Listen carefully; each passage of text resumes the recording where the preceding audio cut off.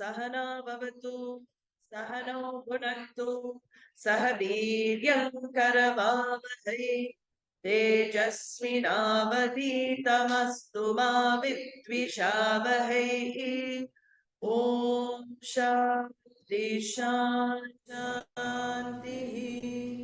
गुरुर्ब्रह्मा गुरुर्विष्णु गुरुर्देवो महेश्वरः गुरुः साक्षात् परं ब्रह्म तस्मै श्री गुरवे नमः। दयाकरं दयाकारं दान्तं धर्मप्रवर्तकं प्रणमामि दयानन्दं मदाचार्यवरं परम्। ॐ गं गणपतये नमः। ॐ गं गणपतये नमः। ॐ गं गणपतये नमः। वेदो नित्यमधीयतां तदुदितं कर्म स्वनुष्ठीयताम् तेने शस्य विधीयताम् अपचितिः काम्येव तिष्ठत्यताम् पापौकपरिधूयताम् भवसुखे दोषोऽनुसन्धीयताम् आत्मेच्छाव्यवसीयताम् निजगृहात् पूर्णं विनिर्गम्यताम् संगस्तत्सुविधीयताम् भगवतो भक्तिर्दृढानीयताम् शान्त्यातिः परिचीयताम् दृढतरम् कर्माशु सत्यज्यताम् सद्विद्वानुपसृप्यताम् प्रतिदिनं तत्पादुकं सेव्यताम् ब्रह्मैकाक्षरमध्यताम् श्रुतिशिरो वाक्यं समाकर्ण्यताम् वाक्यार्थश्च विचार्यताम् श्रुतिशिरः कक्षस्तमाश्रीयताम् दुस्तर्कात् सुविरम्यताम् श्रुतिमतस्तर्कोऽनुसन्धीयताम् ब्रह्मैवास्मि विभाव्यताम् अहरः गर्वः परित्यज्यताम् देहेऽहं मतिरुच्यताम् बुधजनैर्पादः परित्यज्यताम् क्षुद्व्याधिश्च चिकित्स्यताम् प्रतिदिनं भिक्षौषधं भुज्यताम् स्वान्वन्नं न तु याच्यताम् विधिवशात् प्राप्तेन सन्तुष्यताम् शीतोष्णादिविषह्यताम् न तु धृता वाक्यं समुच्चार्यताम् औदासीन्यमभीप्स्यताम् जनकृपा नैष्ठुर्यमुत्सृज्यताम् एकान्ते सुखमास्यताम् परतरे चेतः समाधीयताम्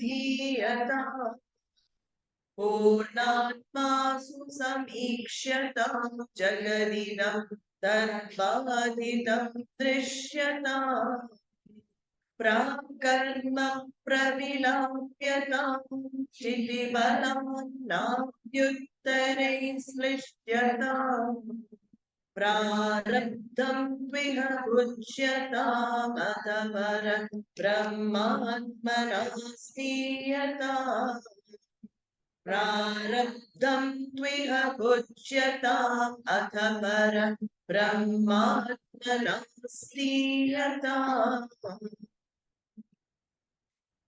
So in the morning we had seen Shruti Shiro Vakyam Samakarnyatam, which is listening to the words of the Shruti, listening to the words of Vedanta. Shravana is a very beautiful word. As I said, there's a way to do Shravana, I said in the morning, but it also has two meanings. One is to listen, but another meaning for Shravanam is to inquire into. So, inquiry is also done at the same time as listening to the words of Vedanta. And for this, a teacher is necessary. We saw that teacher is necessary for quite a few things in this particular tradition. The words have to be unfolded. And for unfoldment, only a teacher who comes in a lineage where the unfoldment methodology, all of that is taught, can do justice to the words of the Upanishads, the words of Vedanta. So communication, proper communication, correct communication takes place. So a teacher is needed, a traditional teacher of Vedanta, to wield the pramana, wield the means of knowledge. So knowledge can take place. Proper handling has to be there. Then we saw Vakyartascha Vicharyatam. Vakyartascha, analyzing the words of sentences of Vedanta and also staying with the vision that is presented by the sentences. So we saw that there are various Mahavakyas, great equations that are throughout the Veda. So we are only exposed to probably 4, but anything that equates Brahman with the Jiva, it comes many, many places. It is called a Mahavakya. But the most famous are the 4 that most people know. Tattvamasi, I am Atma Brahma, Prajnanam Brahma, Aham Brahmasmi. So these are the 4 Mahavakyas that most people know. But anything that reveals the equation between Ishvara and the Jiva is called Mahavakya in the Shastra. So we saw this Vakyartascha Vicharyatam, inquire into it. Shruti Shira Paksha Samashriyatam. May that inquiry conform to the vision of Shruti, because very easy to get off track. Find out what Shastra is really saying. And there are tools which also Shastra provides, Shatlingas. There are certain things that Vedanta has borrowed from the Nyaya Shastra and all of Nyaya and some other traditions also, which are useful tools to examine the sentences of Vedanta. So Samashriyata means Samyak Ashriyatam. May you pursue and conform to the vision of Shruti, not straying away. And we know this vision is very simple. What is this vision? That there is only one consciousness, one reality, in fact. Seeing the many here is only from one point of view. So there's always this conflict, is there many or one? Is there many? Because we see many, our experience is always many. So many names and forms, so many varieties of things, even species, and how many. You just go, a 9-hour flight to a different country. If we go to UK, for example, just in 9 hours, the foliage changes, the bird species change, the whole climate changes. What variety there is in the world! Like this, within even an hour travel, everything changes. So whole of Jagat is like that, so full of different varieties of names and forms, and all different species, all different types of human beings also. 8 billion or something on the planet, jivas at the moment. Manifest jivas are considered 8 billion on the planet. And each one is unique due to a thumbprint, right? So that is the amazing thing. We don't know, because who is there to do such a massive survey of 8 billion people? Maybe there could be somebody who is living exactly a twin life like I am somewhere in a different place. It won't be in the same place. But see how much variety there is. Everyone comes with a set of karma. Everyone has to exhaust their karmas. So with all this variety, the doubt will definitely come. Is there really one thing on which everything is dependent? So that's where here he is advising, keep with the Shruti vision. There this is where this word Shraddha becomes very important. Vedanta Vakyeshu Vishvasaha. Vishvasaha is a beautiful word. It means faith, actually, but more than faith, it's a relaxation. Faith means what? You relax and you wait for the discovery to be made. You relax in the lap of Shruti. You relax in the lap of Veda, knowing that what it is saying, it is true. You take it for truth until you discover it. That is called Shraddha.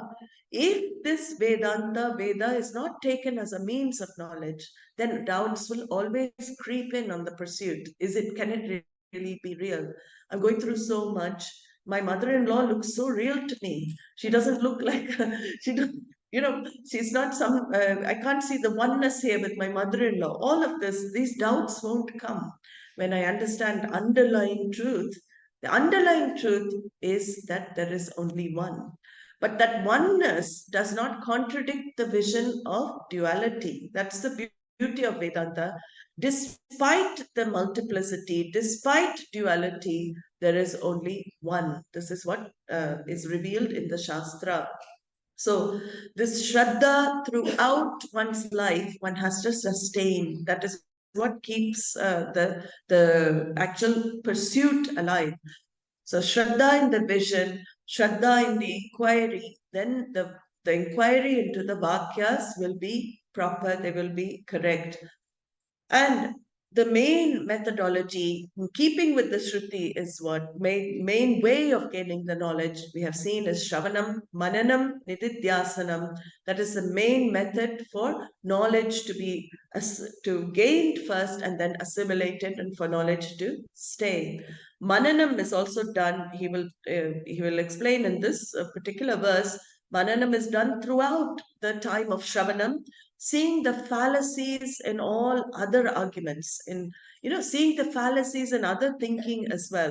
Like this morning, I said, will the rishis come and tell us something we already know? We already know duality. Whole of Jagat knows duality.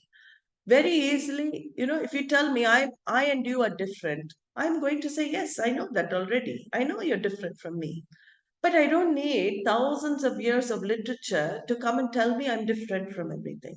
So this is the argument seen in other ways, other spiritual paths, if you could call it like that, to see the fallacy in thinking.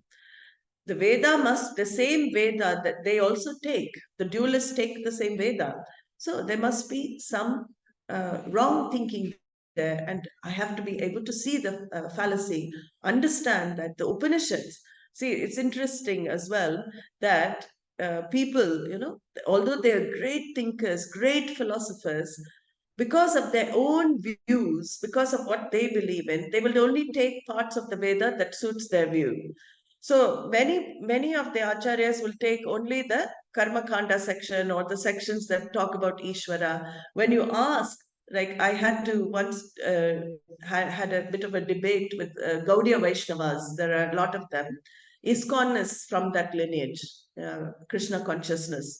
So Gaudiya Vaishnavas believe that only Krishna is the supreme being, and we are always separate. So it is a dualist tradition. When I asked about how they understand the Vedanta portion, nobody could give me answer, because Vedanta portion is not taken. It is only what is needed to satisfy their own vision that it's taken. So here we have to understand Veda includes Vedanta. Veda Anta means the end portion of Veda. How can we deny what Vedanta is saying? What does Vedanta say? You pick up any Upanishad. Isha Vasyam Idagum Sarvam. First line of Isha Vasya Upanishad. There is one truth, consciousness that covers this whole Jagat, this universe, that pervades this whole world. Sarvam Kalvidam Brahma. Everything here is that one truth. Satyam Jnanam Anantam Brahma. Wherever you see in the Upanishads, the end portion of the Veda, you see only the unfoldment of oneness. That is called vision of Shruti. And that vision at the end does not deny the vision at the beginning. It is a growth into that vision. That is, karma kanda is necessary for some time. When we need certain desires to be fulfilled, it's very natural. So that is why we say Shruti Mata. She doesn't immediately throw jivas into the deep end with Vedanta. If you have all these desires, she says, okay, here, I'll give you the means to fulfill. You study this part. But once you've grown out of it, then the real thing that Shruti wants to convey is there, which is oneness. So this, he is saying here, following on from this, the next step is dustarkat suviram yatam. Don't enter into wrong logic. So, what does that really mean? That means don't get confused by other thinkers. See, there's also a trap in when you get a lot of influence by listening to others. When you're not definite in your own path, it can easily distract you and sway you. You say, "Oh, that's right." Some people go like that all the time. After 1 year, they've studied this. Oh no, this isn't working. Let's go somewhere else. Somebody else offers something better. This is quick path.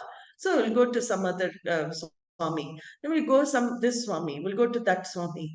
So what Adi Shankaracharya is advising is stick to one thing first. If you have come to Vedanta, see how it works for a length of time. Become very, very strong in the vision of Shruti, what Vedanta wants to convey. Then you can listen to anyone. You will not get swayed. We don't say don't listen to anyone. We say be clear in your own path first. What it is you really want. First, you have to understand what moksha is. Moksha is different for different people. For the karma kanda people, for the purva mimamsakas, what is moksha? It's going to swarga. You're doing rituals for results to take you. All the rituals they do on the earth is for taking them to swarga. That is the idea of moksha. For others, idea of moksha is Goloka Vrindavan and you're dancing with all the gopikas there. That is idea of moksha. Some other people say we're going to Vaikuntha as moksha. Some people say go to Swarga as moksha. All different concepts of liberation. What is it that you really want? So you have to see what is the logic in that. You go to that place, again, Swamiji used to say, see the logic. Any place you reach in time, you will have to come back in time. So anything you is achieved in time, that is a rule. It has an end in time, right? So you begin something in time, it ends in time. You can't have an eternal heaven because you're actually going there. It is not eternal then, right? So these type of things we have to think about a lot of the arguments of other things and see which is the most logical. That's why buddhi is a very important tool in Vedanta. I have to get that intellect into gear and question. It's good to question in all of these. So Adi Shankaracharya also says, see the fallacies and wrong arguments, and you should follow this Shruti Matas Tarka. Whatever the logic is in line with the Veda, Shruti means what is heard. So that is talking about Veda. Smriti also follows Shruti. So Smriti follows Shruti. So that is also the knowledge. So any Shruti or Smriti, the Tarka, that is, Tarka means logic, that it unfolds, the reasoning that Shruti and Smriti unfold, follow that. Don't be trapped by dustarka, which is, nyaya and other, logic, other wrong logic. Dustarka means wrong logic, actually. In fact, that sounds like there's a word in English called oxymoron. When you put two things together, totally opposite, right? So here it is like logic. How can it be wrong? Logic is usually correct, but he's saying here wrong logic. So it seems it's correct. That's what he means. It looks very like, but it's correct. People can sound extremely, convincing, especially on YouTube videos. So YouTube is the worst guru, although it can help in many ways. But nowadays there's too much available on YouTube. People listen to this one, that one, everyone, and all over the place. So here in the tradition, the systematic unfoldment, methodological study of Vedanta is what works. That is what the acharyas recommend. Not a bit here, bit there, different types. That is given in the methodology here.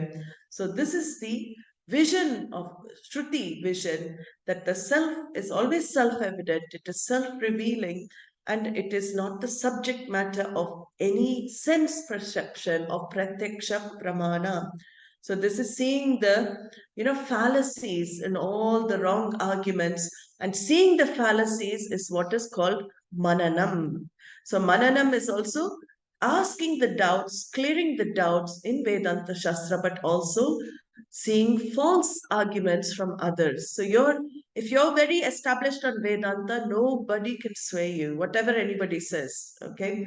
Then he says, Shruti matas tarko nusandhiyatam. So same thing. Avoid this wrong logic. Follow according to the Veda. Follow the Shruti.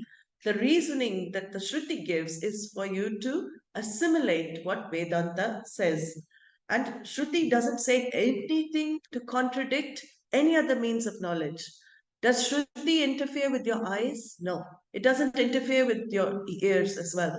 It is a separate operating pramana. So your eyes only have access to what? Form and color. Ears have access to sound. Every sense, if you see, has access to only certain, tongue has access to, it can also touch because skin pervades tongue, taste and touch, right? And nose has access to smell. So all of these senses have access to their respective sense objects. And ear doesn't contradict the eye and says, you did not see that clearly, right? Ear cannot contradict eye. Nose cannot contradict tongue, right? So none of them interfere with each other. In the same way, Veda is also a separate pramana. It doesn't interfere with the other sense perceptions. It has its own sphere of operation. What is that? It deals with the imperceptible. That's why it is called sixth pramana, and it is to be used to understand what this truth that it reveals, that there is only one truth. Then he says, Brahme vasmi vibhavyatam. So after you have done this, got all the wrong fallacies, all this thinking out of the head, then you're very clear. He says, Brahme vasmi vibhavyatam. May this Atma be contemplated upon daily in this form. Brahme vasmi vibhavyatam. So now he is moving on to Nididhyasanam in this verse. See the meaning of the words, revealing Brahman. See yourself as the meaning of the words that reveal Atma. Atma, Brahman, same thing. So may you appreciate through contemplation, through the focus, that I am indeed that limitless truth that is Brahman. May you contemplate on that on a daily basis. In fact, in Brihadaranyaka Upanishad, there is a line there, Atma Vare Nididasitavyaha. Nididhyasitavyaha. Atma is to be contemplated on after Shrotavya, Drashtavyaha, yes, or Mantavyaha, all of this, after doing all of that, then it has to be contemplated upon. So contemplation is needed in this pursuit. You have to be able to sit with yourself. He will go on to say that in a future step, but it has to come to a point where the mind sits with Atma, it is with Atma. So if the person has, if the person has all the requirements, all the adhikaritvam, what happens? This adhikaritvam that we gain, the qualification, is only to make the mind still. Many people get trapped in that. They spend the whole life trying to prepare. So all these practices, you see in the spiritual pursuit. So all the practices you do, fasting, meditation, pujas, worship, some people do very great tapas, and they get trapped in that the whole life, and then they leave the body trapped in that. Here, all these practices should lead to a certain result. What is that? Antahkarana Shuddhi and Chitta Naishchalyam. In fact, the Antahkarana Shuddhi is produced by Karma Yoga lifestyle. Chitta Naishchalyam, which is the calmness, the steadiness of mind, is produced by living a life of this upasanas, meditation, doing all of these practices is to give you a steady mind. And why is that not the end be all and end all? Because a lot of people say, oh, this is enough, I've achieved. That itself is a huge achievement. We don't deny. Getting a mind like that, you must have done a lot of hard work, a lot of effort. But why do we say it is not the end? Because to keep the mind in that state, what do you have to do? You have to keep doing the practices until you die. If you let the practices go, what happens? Mind can revert easily because mind has a nature of going here and there. What is to say mind may not revert back? So you have to keep up the practices to keep the mind steady. Here, we're not talking about any practice, it is a knowledge. So the practices are only a means to bless you with the mind to do Shravanam, Mananam, Nididhyasanam. It is only the beginning. That's why we're only on this step. So now we're in Shravana, we're in Nididhyasanam. And then when I'm doing Nididhyasanam, I'm contemplating on the truth of the I. I'm contemplating on the true meaning of I. And that what gets in the way when I'm doing this contemplation? The false I gets in the way. So the next step he says is ahar garva parityajyatam. When that false I, sometimes it can, people develop spiritual egos. So he says here, may you daily drop that egoity. Garvaha means pride, actually, arrogance. So that can develop, especially, when I am the limitless truth, everything is dependent on me. Sometimes the ego can, we have to be careful if it's contemplation, the ego is contemplating or you're really claiming it up. So here, Adi Shankara is very, very clever. He's introduced this. Don't take it on the ego. Don't develop spiritual pride. Don't develop this pride more. May you drop the false pride. May you drop this spiritual ego thinking that this is it. So here what he's saying is that Garva Parityajatam is identification with the I. That is what is to be dropped. Giving up the I notion. Because you can't retain that ahankara and claim yourself to be limitless. Ahankara by nature is limited. How do we know it's limited? Because it is also a thought. In Drik Drishya Vivekaha, we'll see now a little bit. It is beautifully analyzed and unfolded how ahankara is only a thought. And there is one state of experience we all have which shows that ahankara is not I. What is that state? In deep sleep state. Where is I? Deep sleep state, I is asleep. Deep sleep state, there is no relationship, there is no problem, there are no situation. Deep sleep state, we're snoring away, I is also asleep. But do I not continue to exist in deep sleep? I'm very much there in deep sleep. I light up the deep sleep state without I. I don't need that I thought for my existence because I'm pure awareness in deep sleep. And how do I know I was in deep sleep state? Because when I wake up, the I thought comes back. And somebody asks me, did you sleep well? And I will say, I slept very well. Or I slept very badly. You can say both. You can say, I slept very badly.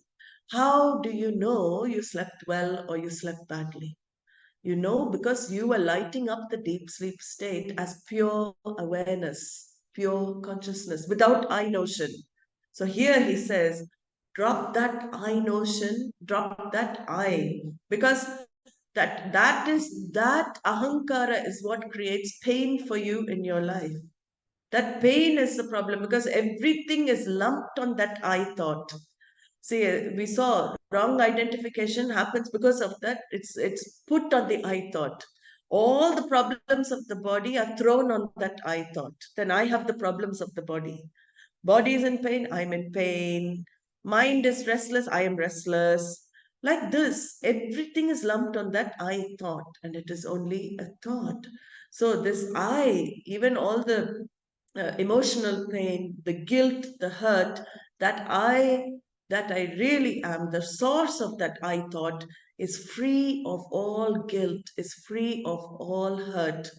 I thought only owns guilt and hurt because I thought is what thinks it has done the action, right? The I thought is what claims to be the doer in life. So that I thought in all of us is the one, that claims, I did this, I want this, I did this. That is called aham karta. Ahankara is actually aham karta. So ego itself is called ahankara, ahankarta, that feeling that I am the doer. So here he's saying that appreciate the nature of Atma as Brahman, totally free from any hurt or guilt in life. So this giving up, what reason is there for pride then? There is no reason at all for pride if you're not that I thought, right? So if that lessening the identification through nididhyasanam, seeing that you are that whole, you are minus the I thought, you still continue to exist. And deep sleep, you can take as an example. I thought is just, you can, if you understand that it is badita means it is false self. You can use it like a costume. That is what jnanis, for jnanis, they use the I thought to deal with the world. Whereas ajnanis are used by the I thought to deal with the world. Ajnanis get used by the I thought, jnanis use the I thought. That's the only difference. So here,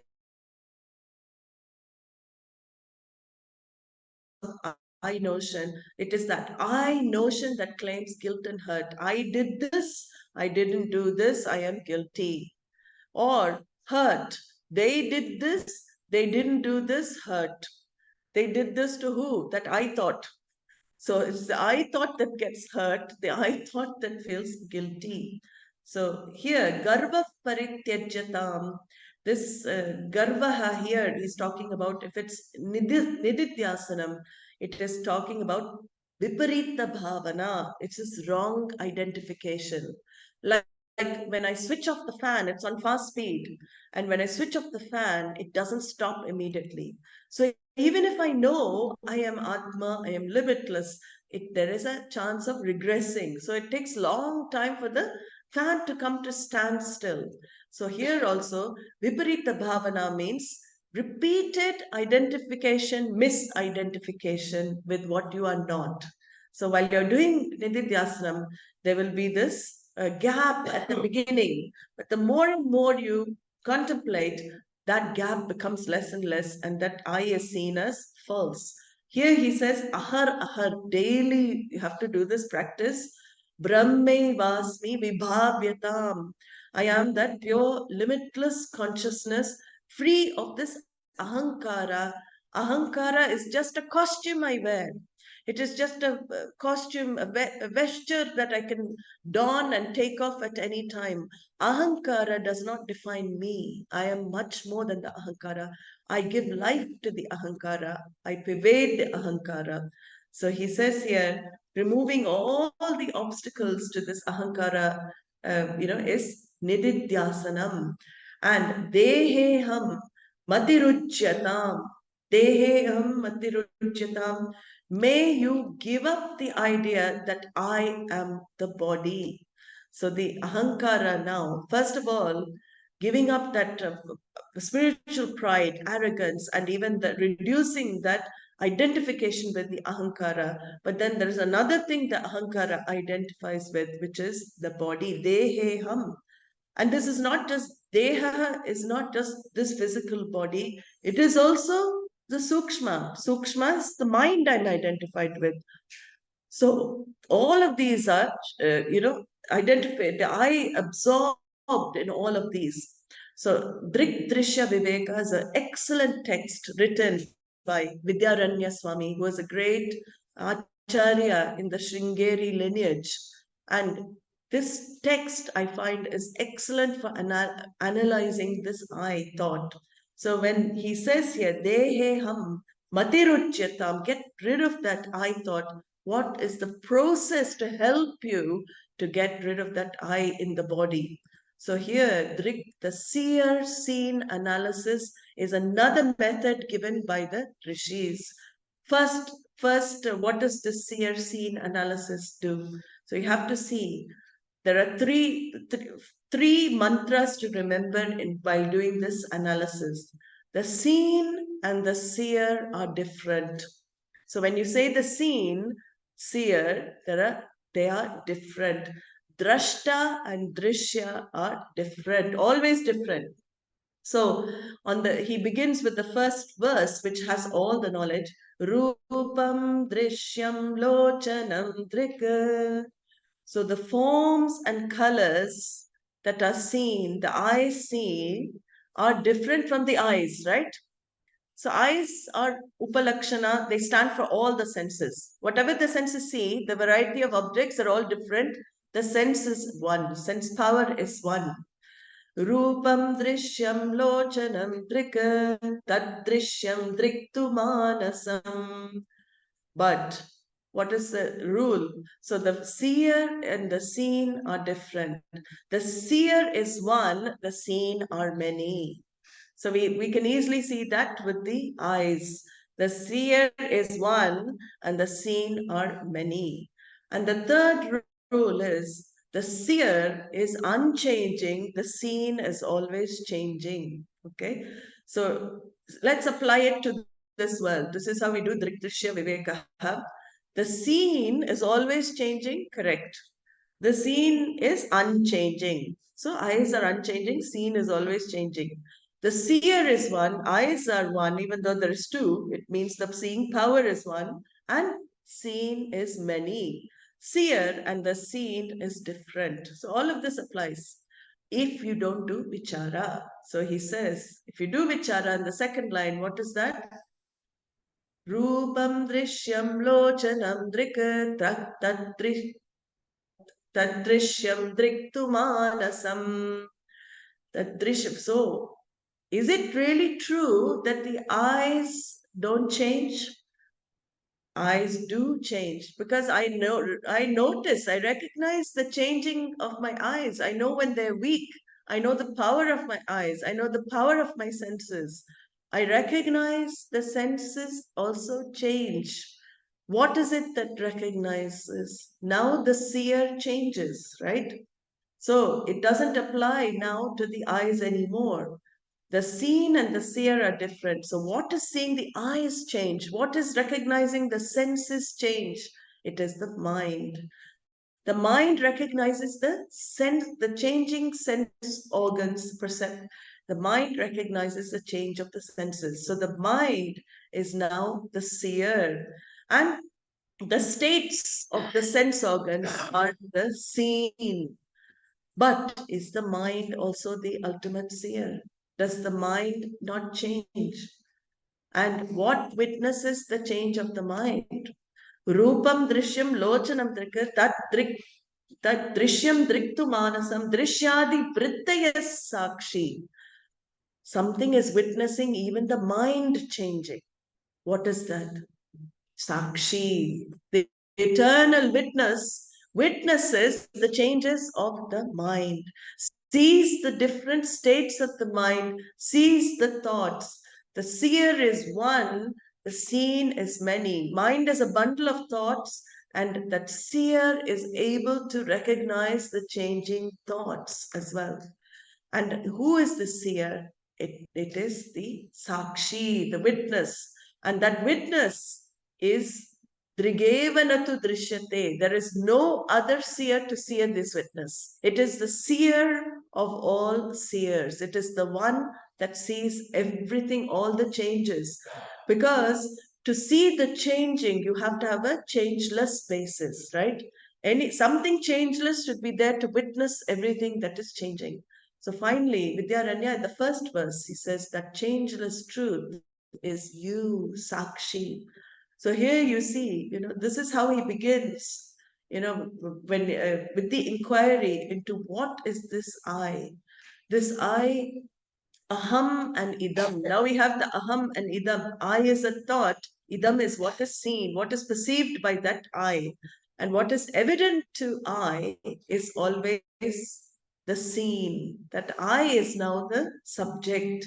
So mind is evident to that me. The mind is evident.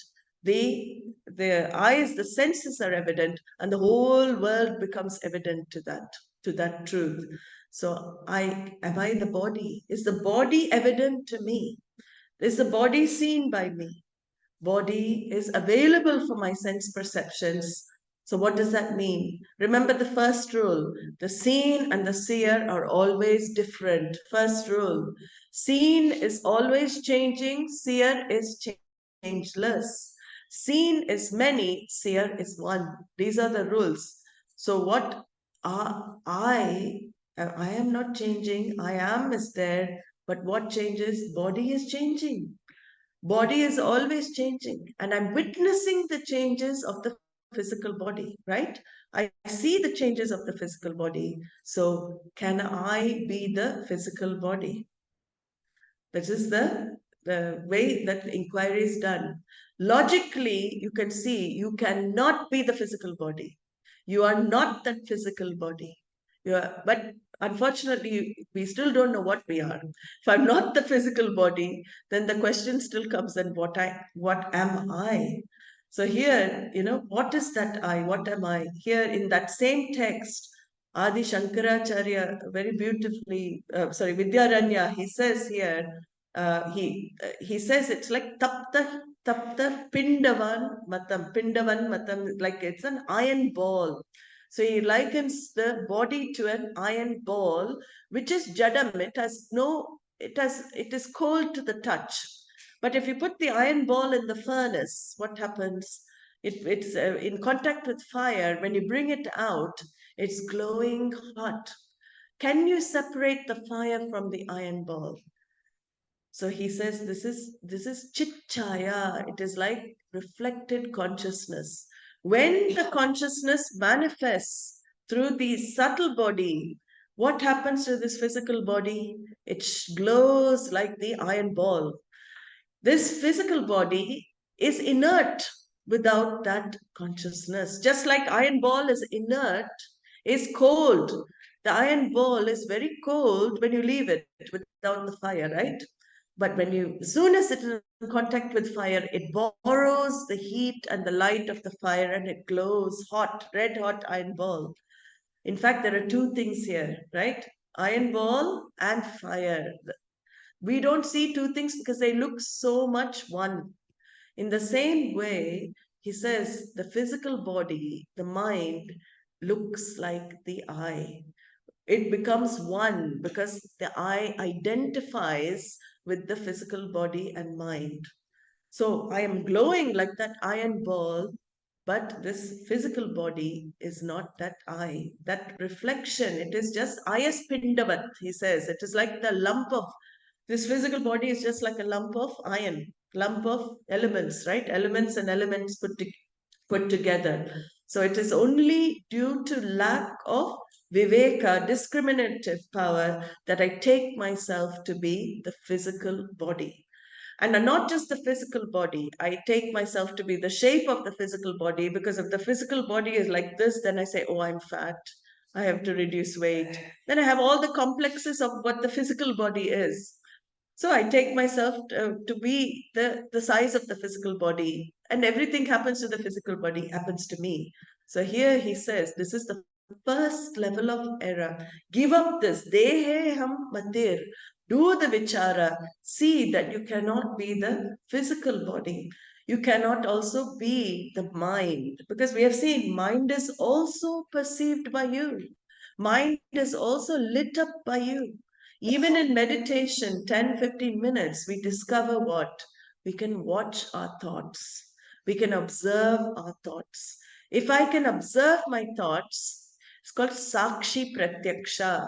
Sakshi Pratyaksha, from within I'm observing, not with my eyes open. From inside, I observe my thoughts. What does that mean? I cannot be the thoughts. I light up the thoughts like a torch. I put a torchlight to every thought in my mind and I see it very clearly. When I say I am happy, how do you know you're happy?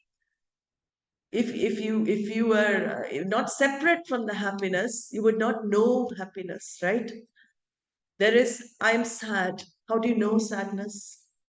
Because you are not sadness.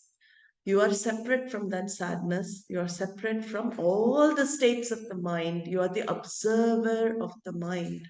So here he says in this beautiful, just to understand how to do this inquiry, you light up the eye sense lights up the mind. So first of all, it is like, I use this example of frying pakoras.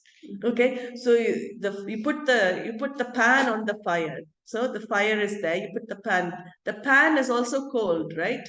When you put the pan on, it heats up. You put oil in the pan. What happens? Oil is also cold by itself. Then the oil starts heating up. Then you have the pakoras. You put the pakoras in the oil, and then it starts frying, right? Where does the heat and light? Where does the heat belong? It belongs to the fire. Original heat belongs to fire. But it is able to transmit the heat and everything gets borrowed. All the heat gets, so the oil borrows the heat from the pan, the and the pakoras borrow the heat from the oil. So it is like this. The eye sense that pervades this whole entire physical body borrows the consciousness from what? From Atma, Sakshi. Sakshi lights up that I thought. The I thought lights up the other thoughts because without I thought, you can't claim other thoughts, right? I am sad. We never say sadness thought is. We never say happiness thought is. In fact, that's the truth. Thoughts are just thoughts. They only become yours when you claim them. So the I first begins. The I thought is first lit up by consciousness. That I thought lights up all other thoughts like borrowed consciousness. Those thoughts also pervade the entire body because when you have some negative emotion, where does it pervades the whole body, you feel it, right? When you're anxious and stuff, it doesn't just remain in the mind and you say I'm anxious. Your body starts shaking, you start sweating, body starts reacting. Why? Because any vritti, thought, pervades the whole body. So mind is not just limited here for us. It pervades the sukshma pervades the whole stula. So the I thought, it's like borrowed consciousness. It blends existence. The senses also start shining because through the apertures of the senses, consciousness streams out. Like Adi Shankaracharya says, Nana Chidragatodara Maha Dipa Prabhabhaswaram. Very beautifully, he says, it's like this body is like a clay pot with holes, and there is a Dipa inside it. And all the light comes through the apertures and lights up the whole Jagat. In fact, you're as consciousness lighting up the whole Jagat. Nothing can become evident to you without consciousness lighting it up. So, this is what he's talking about here. The body feels conscious because of I identified with it, but it doesn't have any sentiency on its own. And we know that because when we die, what happens to physical body? Well, it goes in the dustbin. It's as good as dustbin, right? You either burn it or you throw it. Nothing. What is it? 5 elements and elementals. Can I be that? No. Shastra says very clearly, you are not that. Everything comes alive because of manifest consciousness and it gets borrowed through the I thought. The senses borrow that consciousness. The physical body borrows that consciousness, and that I pervades everything. So, knowing this fact, why is it useful? Because knowing this fact, assimilating this fact, can negate all suffering for you forever. This is knowing this one thing negates suffering. Why? Because you can say, body has illness, I don't have illness. Body is sick, I am not sick. Mind is disturbed, I am not disturbed. Mind is restless, I am not restless. Big, big freedom.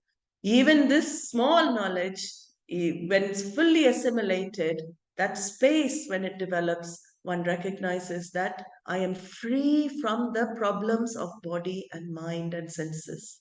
They cannot affect me, and they have never been able to affect me. It is wrong, erroneous ignorance, that notion about the I, that makes it seem as if it is affecting me. So all of this we understand, ego, that ahankara is the main culprit in life. Ahankara is the one that makes, everything look very real. And ahankara is the I thought is what is quite funny. It's like to think about it, right? I thought is suffering, not you. It is I thought, and each one is suffering. It's not you that is suffering. So ego gets identified with the experience. So whatever is happening to me. And this is where I do this vichara. He says here, Dehe ham matiruchyatam. Give it up.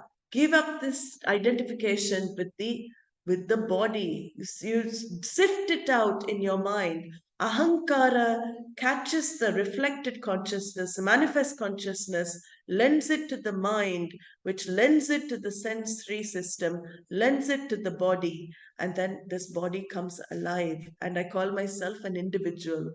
And all begins with that I thought. Understand that I. Then finally he finishes this verse with Buddha Janer Vadav Parityajyatam. So he changes the topic totally. Maybe somebody had probably come into the room and said something to him. So one of the disciples maybe argued with him. He says, don't argue with wise people. So the last step is, nothing connected with all this very interesting analysis of the I. The last step is don't argue with wise people. Don't take them as equals. So some Shishya must have come, poor Shankaracharya. I mean, I'm just imagining why Shankara wrote this in the last. Something may have happened there. So ask questions. Mananam is clearing doubts. But don't question the teacher. You can ask questions from the teacher. There's a difference here. Take, again, with all the Shraddha, Bhakti, all of this, we take that when you know somebody knows more than you do not need to test them. You don't need to argue with them. It's also an impediment in your self-discovery. Don't take, somebody as equal.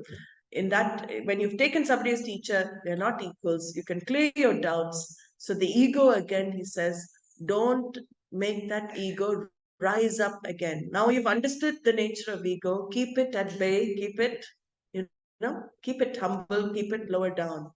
So with that, we'll just chant this verse once more and try and, when you chant these verses now, brief meaning should come to your mind. To try and contemplate on the meanings on the steps. Yeah.